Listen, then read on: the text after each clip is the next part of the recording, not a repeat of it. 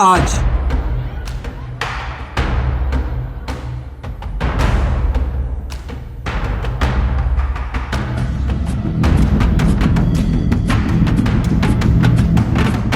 Press TV के अनुसार तुर्की के kahramanmaraş शहर में एक स्कूल के अंदर गोलाबारी की घटना हुई। इस घटना की एक वीडियो सामने आया है जिसमें छात्रों को जान बचाने के लिए भागते हुए देखा जा सकता है। अभी तक ये साफ नहीं हो पाया कि हमलावर कौन है और उसे गिरफ्तार किया गया है या नहीं। घटना के तुरंत बाद मौके पर पुलिस पहुंच गई और मामले की जांच शुरू कर दी गई। शुरुआती रिपोर्ट के अनुसार इस हमले में कई छात्र घायल हुए जिनका इलाज अस्पताल में चल रहा है। इससे पहले आपको मालूम होगा कि एर्दोगान ने इजराइल को धमकी दी थी कि तुर्की इजराइल के खिलाफ जैसे काराबाख और लीबिया में घुसे थे वैसी ही कार्रवाई इजराइल में कर सकता है। जवाब में इजराइल के मंत्रियों ने एर्दोगान को कागज का शेर और महत्वाकांक्षी तानाशाह बताया है। इजराइल के मंत्री ने तुर्की के साथ राजनीतिक संबंध पूरी तरह खत्म करने की धमकी दी है।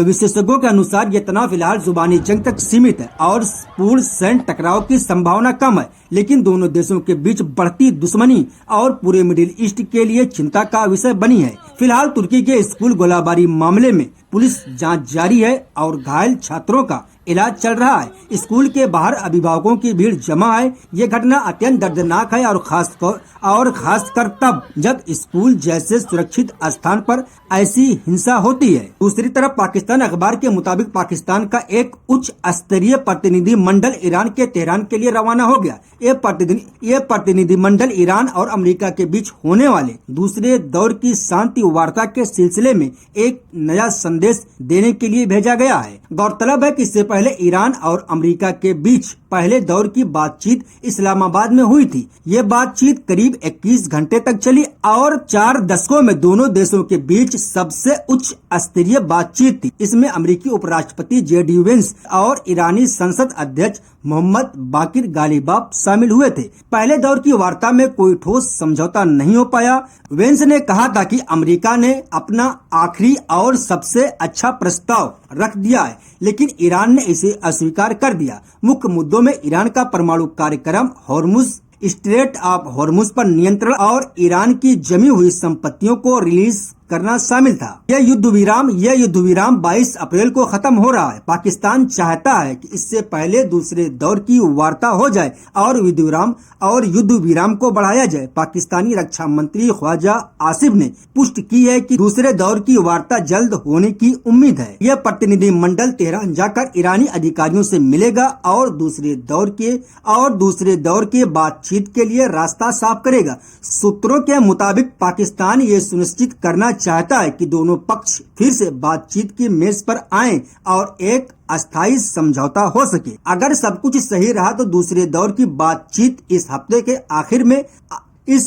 के आखिर में या आने वाले दिनों में इस्लामाबाद में हो सकती है। फिलहाल सबकी निगाहें इस नए प्रतिनिधि मंडल के तेहरान दौरे पर टिकी हैं, क्योंकि इसी से ये तय होगा कि दूसरे दौर की वार्ता होती है या नहीं। दूसरी तरफ ईरान के विदेश मंत्री सैयद अब्बास अराक्ची ने जापान के विदेश मंत्री तोशिमित्सु मोटेगी से फोन पर बातचीत की है। यह बातचीत क्षेत्रीय घटनाक्रम दोनों देशों के बातचीत संबंधों और इस्लामाबाद में चल रही ईरान अमेरिकी वार्ता पर केंद्रित रही। प्रेस टीवी के अनुसार इस फोन वार्ता के दौरान ईरान के विदेश मंत्री ने अपने जापानी समकक्ष को इस्लामाबाद बातचीत से जुड़ी ताज़ा स्थितियों से अवगत कराया। दोनों नेताओं ने क्षेत्रीय सुरक्षा, मध्य पूर्व के बढ़ते तनाव और द्विपक्षीय सहयोग को बढ़ावा देने के तरीकों पर भी विचार का आदान प्रदान किया। यह टेलीफोनिक वार्ता उस समय हुई है जब ईरान और अमेरिका के बीच इस्लामाबाद में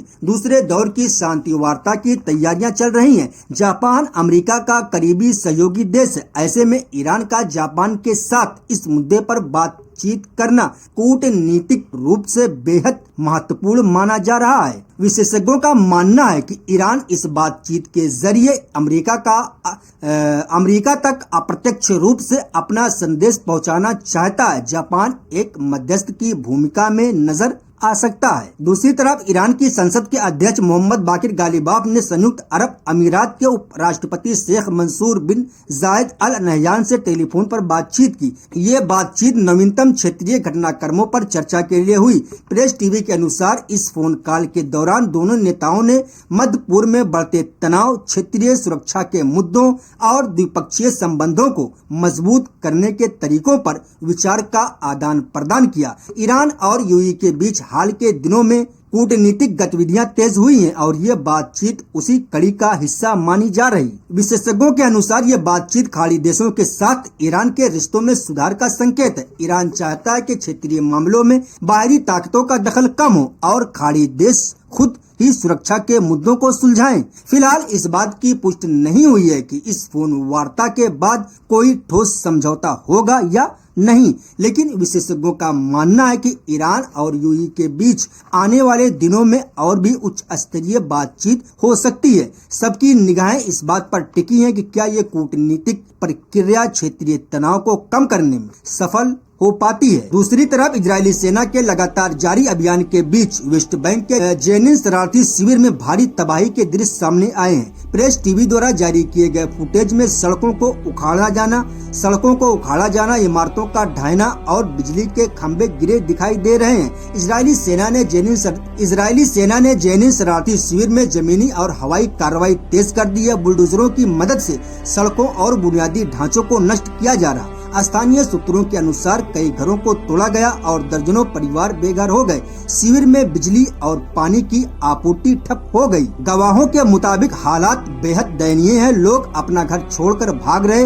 एम्बुलेंस सर्विसेज मुश्किल से पहुंच पा रही हैं। अब तक कई लोगों के घायल होने की खबर है। हालांकि फिलहाल सटीक आंकड़े सामने नहीं आए हैं। इजरायली सेना का कहना है कि यह अभियान चरमपंथियों के खिलाफ चलाया जा रहा है, लेकिन फलस्तीनी नेताओं ने इसे जातीय सफाई करार दिया और अंतर्राष्ट्रीय संगठनों ने चिंता जताई है और तत्काल युद्ध विराम की मांग की है। फिलहाल यह अभियान कब तक जारी रहेगा इसकी जानकारी नहीं है। संयुक्त राष्ट्र ने इस मुद्दे पर आपात बैठक बुलाने की बात कही है। देखना ये होगा कि अंतर्राष्ट्रीय दबाव के चलते इजरायल को अपना अभियान रोकना पड़ता है या नहीं। दूसरी तरफ प्रेस टीवी के अनुसार रूस के विदेश मंत्री लारोव ने साफ किया है कि अंतर्राष्ट्रीय कानून के तहत हर देश को शांतिपूर्ण परमाणु कार्यक्रम रखने का हक है और ईरान भी इसका हकदार है। उन्होंने कहा कि रूस हमेशा से परमाणु अप्रसार संधि NPT के दायरे में ईरान के अधिकारों का समर्थन करता रहा है। ये समर्थन ऐसे समय मिला है जब पश्चिमी देश ईरान के परमाणु कार्यक्रम पर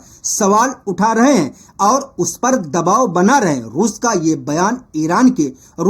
बयान ईरान को कूटनीतिक रूप से बड़ी ताकत देने वाला है। साथ ही इस बात का भी संकेत है कि ईरान अमेरिकी वार्ता में रूस किस पक्ष में खड़ा है। ईरान ने लंबे समय से कहा है कि उसका परमाणु कार्यक्रम पूरी तरह शांतिपूर्ण है और यूरेनियम संवर्धन उसका अधिकार है। रूस के इस समर्थन का ईरान ने स्वागत किया। विशेषज्ञों के अनुसार रूस के इस बयान से अमेरिका और यूरोपीय देशों में नाराजगी हो सकती है। अमेरिका लंबे समय से चाहता है कि ईरान पर यूरेनियम संवर्धन पर रोक लगाई जाए, लेकिन अब रूस के खुलकर समर्थन देने से ईरान की स्थिति और मजबूत हो गई। फिलहाल सबकी निगाहें इस्लामाबाद में चल रही ईरान अमेरिकी वार्ता पर टिकी है। रूस के इस समर्थन का असर वार्ता पर पड़ना तय माना जा रहा। देखना ये होगा कि अमेरिका इस पर कैसी प्रतिक्रिया देता है और क्या वार्ता में कोई ठोस प्रगति हो पाती है। दूसरी तरफ गजा सिटी के अल शाती शरणार्थी शिविर में इजरायली सेना ने हवाई हमला किया, जिसमें कम से कम 5 फलस्तीनी नागरिक शहीद हो गए। प्रेस टीवी के अनुसार हमले में कई अन्य लोग घायल भी हुए। मौके पर राहत और बचाव का कार्य जारी है। फलस्तीनी स्वास्थ्य अधिकारियों ने शहीदों की संख्या 5 बताई है। वहीं इजरायली सेना की ओर से अभी कोई आधिकारिक बयान नहीं आया। दूसरी तरफ ईरान के एक बड़े जनरल ने अमेरिका को साफ चेतावनी दी है। उन्होंने कहा कि अगर अमेरिका ने ईरान के जहाजों और तेल के टैंकरों की नाकाबंदी जारी रखी तो ईरान पूरे फारस की खाड़ी, ओमान सागर और लाल सागर में किसी भी तरह का माल जाने नहीं देगा। मेजर जनरल अली अब्दुल्लाही ने बुधवार को एक बयान में कहा है कि अमेरिका की ये नाकाबंदी जंगबंदी यानी सीज फायर का उल्लंघन है। उन्होंने कहा अगर अमेरिका अपनी ये गलत हरकतें बंद नहीं करता तो ईरान की ताकतवर फौज इस पूरे इलाके में कोई भी एक्सपोर्ट इंपोर्ट नहीं होने देगी। जनरल ने यह भी कहा कि ईरान अपनी सार्वभौमिकता और अपने हितों की रक्षा के लिए पूरी तरह तैयार है और अमेरिका ने अपनी नाकाबंदी जारी रखी तो ईरान कोई कार्रवाई करने से पीछे